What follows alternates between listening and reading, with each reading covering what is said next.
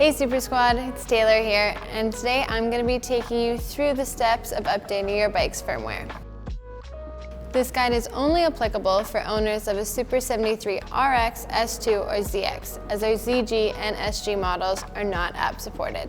Before we get started, there are a few things you'll need to do.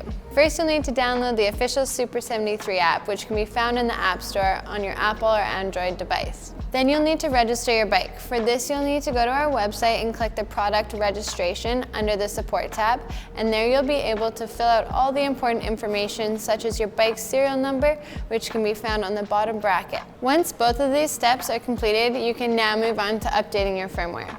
Turn on your bike and be sure the Bluetooth is enabled on your phone. If you're not already paired to your bike, you can do this under the Vehicle tab. Once you're paired, you will be notified of a firmware update.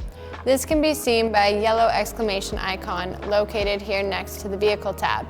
Click on the Vehicle tab and then click on the yellow triangle. Click on the Update Firmware to begin updating. Your app will show the status of the update, and your bike display will also show updating firmware. Once the update is complete, you'll see a message saying your bike is up to date. All that's left to do is to turn your bike on and off, and you'll be ready to hit the road. Thanks for watching, guys, and be sure to subscribe to stay up to date on everything Super73. See you next time.